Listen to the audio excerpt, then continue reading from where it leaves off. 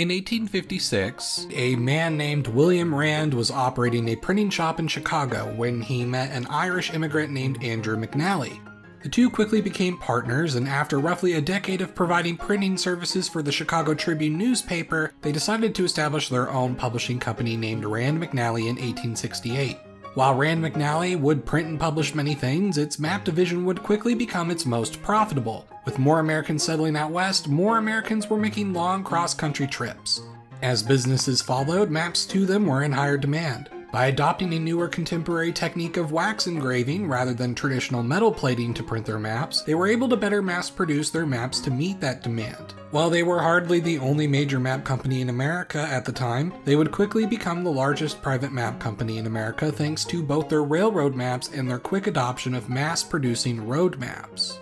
While cars hadn't taken over America yet in the early 20th century, Rand McNally saw what was coming. Just like with the rail companies from before, the oil companies at gas stations made similar deals with Rand McNally to give out their maps to traveling drivers who stopped to fill up at their gas stations.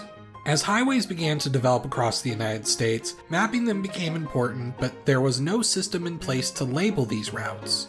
Rand McNally employee John Brink in 1916 came up with an idea where he would make agreements with Midwestern towns along the major highways.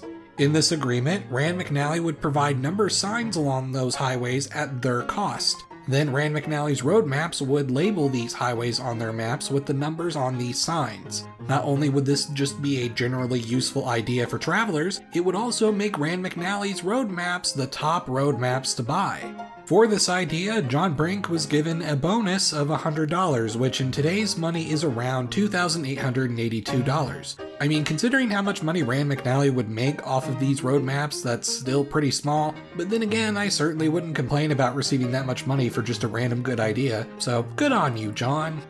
Rand McNally would release their first map with this numbering system in 1917, starting a series of road maps that would be known as their Auto Trails series. They quickly became popular, which would influence governments to adopt a similar system.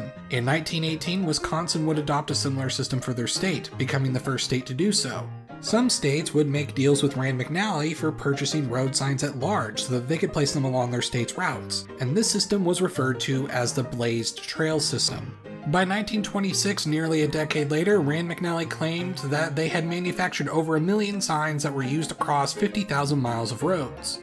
The oil companies running the gas stations along those roads were now ordering Rand McNally maps by the hundreds of thousands, and Rand McNally continued to cement its status as America's main map maker, at least for road maps. And this highway numbering system was so successful that in 1926, the American Association of State Highway Officials, working with the U.S. Department of Agriculture, officially adopted a numbering system that was to be used nationwide going forward. Originally, I had planned to take that story, dive deeper, and stretch it out for a whole video, because what a cool thing in the history of cartography, right? Random idea for maps that was so successful it became national policy and an essential element of America's entire highway system. But one aspect of this historical moment in map making bothered me. Did you notice how I never showed that first 1917 map that changed the history of American travel forever? That's because, strangely, I couldn't find it anywhere. Obviously, there are plenty of events in history that we just don't have pictures of, but it's not like the maps from 100 years ago are that hard to find. There are plenty of old maps from Rand McNally, National Geographic, C.S. Hammond, and plenty of other companies that have been preserved, photocopied. Especially given the internet where there are entire websites dedicating to archiving images of stuff like this, the fact I couldn't find this historically significant map anywhere was kind of shocking. So what do we know about this first map? It's Rand McNally, it's a road map, and it's made in 1917. What is it a road map of? At first, the only thing I could find was Wikipedia mentioning that it was a road map of the city of Peoria in Illinois. However, there's no citation for this. When searching for this, there's a weird URL of the Rand McNally website, but with only 2 W's instead of 3? The preview on their page on their company's history confirms it's Peoria, Illinois. However, the URL does not work, and when you add the 3rd W, the history page you get does not mention this at all. That's weird. Considering I had nothing else to go off of, I decided to search for this 1917 Rand McNally Peoria, Illinois map. Of course, Google has been rather terrible with its search engine lately, so after a basic Google search yielded no worthwhile results, I tried elsewhere. No Wikipedia article on Rand McNally or the highway system or any similar articles had an image of this Peoria map. Its cousin website, the Wikimedia Commons, which has tons of archived maps, also didn't appear to have this map. Okay, the basic searches failed. Time to get more serious. Next, I tried the website Old Maps Online, a website that lets you choose different areas of the planet and overlay archived maps from periods as old as several centuries ago. I zoomed into the area and narrowed the time frame to 1917, and they didn't have it. Next, I tried the David Rumsey Map Collection, a very large archive of old maps that lets you filter through tags, including for specific companies, years, locations. Even simply simplifying it to Rand McNally Map 1917 did not bring up this Peoria map.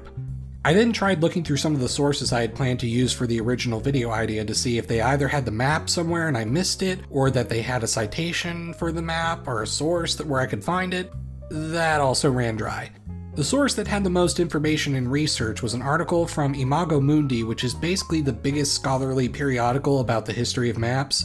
Their 45th volume from 1993 contains an article from James Ackerman about the Blaze Trails program in great detail, across 12 pages. It has a lot of citations, but the specific part that mentions the first maps of 1917 does not have its own citation. While the article does reference a couple of early maps that were said to be in the style of Rand McNally used for their Auto Trail series, none of them are the Peoria map or even from 1917. It did have this 1918 Auto Trails map of the Indiana-Ohio area, and it certainly does show what the Peoria map would have looked like in a sense, so if you want the general idea, there you go. But it's disappointing that the one map that started it all is nowhere to be found, at least from what I can find. I sent an email to Rand McNally, but at least at the point where I'm editing this video, I did not get any response, other than that they had received my ticket. So I'm not really expecting much. I also read that Rand McNally, since shifting its focus to its GPS services in recent years, had donated a large amount of its older map collections to the Newbury, which is this giant cultural institute and archive in Chicago. Using the web search of their archive on their website, I still couldn't find it. But I also sent them an email about the map anyway, just in case they had any possible information or leads. I did get an email from them confirming they didn't have it in their collection, and they said that they did not have all of the Rand McNally maps that were out there. So what now? Well, there's a few possibilities. One, the 1917 Peoria map or a copy of it is in some random archive somewhere, and I just haven't stumbled upon it yet. Considering how many archives ranging from museums to public libraries to universities are scattered throughout the country, this is definitely a possibility. I'm not able to search everything nor travel to every archive, so this would be a disappointing and exhausting map hunt. If anything, it's kind of surprising that such an important map would be so obscurely hidden anyway. Option 2. The map isn't archived because it actually isn't important. The Ackerman article did state that the initial 1917 maps were considered experimental releases, so while the Peoria map would technically be first, perhaps maps from the 1918 onwards releases would be more significant, in the same way that the first edition of a book has more value than the rough draft. Option 3. The map is truly lost, the originals are long gone, and any copies are nowhere to be found. This is technically possible. Just because something is only 107 years old does not mean it's guaranteed to still be around. Considering the significance of this map, it would be sad if that's the case. Option 4. The map doesn't exist. Companies lie a lot, and making up a story about how you inspired the highway numbering system with your ingenuity is certainly a way to build your brand and sell more maps. Even now in 2024, Rand McNally is still bragging about this, so it clearly means something to them. There are examples of companies falsifying or exaggerating their origins all the time, perhaps the most famous example being McDonald's, with Ray Kroc, its first CEO, claiming that he was the founder and that the first one was in Illinois, despite it actually having been founded by Maurice and Richard McDonald in California. Even though they've literally made an entire movie about this, it's still a common misconception today. Perhaps Rand McNally made their first maps with this numbering system at some point around 1917-1918, but they said 1917 so they could be just before Wisconsin implemented their numbered highway system. If you really want to get conspiratorial, maybe that's why their website's company history page no longer mentions that story. although I personally doubt it's made up. I don't see what the reason would be. Even if they weren't first, they clearly had a head start with all the deals they were making with the Midwestern cities and states at the time. They still would have been very successful. But I suppose this is all technically a possibility. If anyone watching does know where I can find the map, please let me know. I'd be interested to read your comments. Please be sure to like the video because not only does that help my channel do well, it also helps recommend this video to other people who could potentially have an answer. In any case, I'm Emperor Tiger Star, and I'll see you guys next time.